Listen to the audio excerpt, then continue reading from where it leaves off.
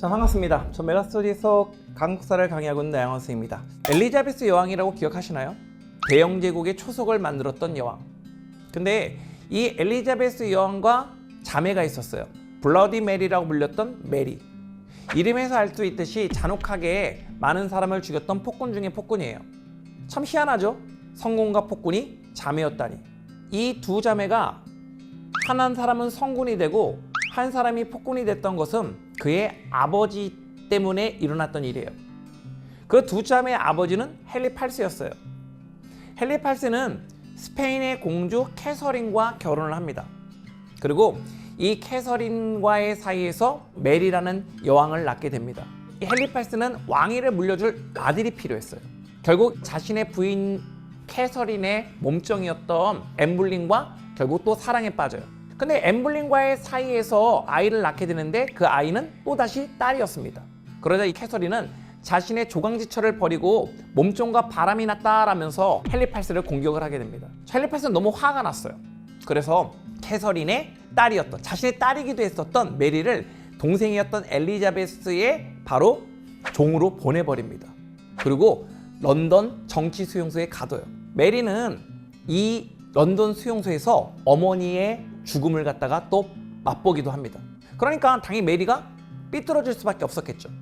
그러면 메리가 삐뚤어진 건 당연하고, 아버지로부터 사랑받고 어머니가 왕비가 되고, 그리고 자신의 언니를 갖다 발밑에 두면서 최고의 교육을 받은 엘리자베스는 성군이 되는 건 당연해 보이잖아요. 여러분, 진짜 대반전이 일어납니다. 놀라지 마세요. 캐서린에게 실증이 났던 헨리 8세는 곧이어 엠블린에게도 실증이 나요. 그리고 엠블린이 결국 아들을 낳아주지 못하자 엠블린마저도 결국 버리게 됩니다. 그냥 버리는 것이 아니라 엄청난 치욕스럽고 정말 끔찍한 누명을 갖다가 씌웁니다.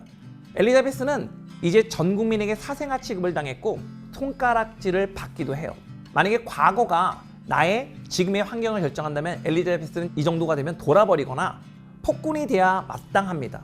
하지만 우린 결론을 알고 있죠. 계속 독서를 하고 자기 개발을 해서 그 당시 스페인의 아르마다, 이 무적 함대를 격파하면서 세계 최강국의 초석을 다진 분이 바로 엘리자베스 여왕이다 라는 말씀을 드리고 싶어요. 제가 오늘 이 역사 이야기를 여러분에게 드리는 이유는 바로 우리의 환경이 우리의 삶을 결정하지 않는다는 거예요.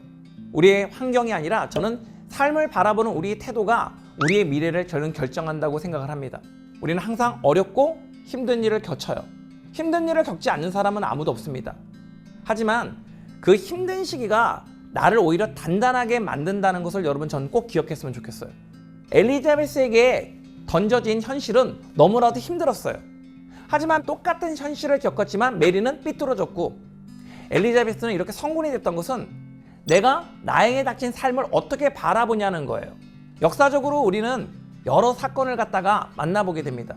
중국의 국공내전을 들어보신 적 있으세요? 중국의 국민당과 공산당이 싸워요. 미국의 지지를 받았던 국민당이 공산당을 압도적으로 뭡니까? 이깁니다. 마오쩌둥은 그 당시 국민당의 최고의 지도자였던 장개석의 공격을 갖다 피해서 계속 농촌으로 도망을 다닙니다. 무려 12,000km를 도망을 다녔기 때문에 바로 그걸 대장정이다라고 그래요. 근데 대반전이 일어나요. 계속 돌아다니면서 거기서 비참하고 참혹하고 어려웠던 농민들과 그들은 마주하게 됩니다. 그들이 현실을 갖다가 위로하게 되고요. 그래서 자신의 현실을 알아준 이 마오쩌둥에게 많은 국민들은 결국 마음을 갖다가 주게 돼요.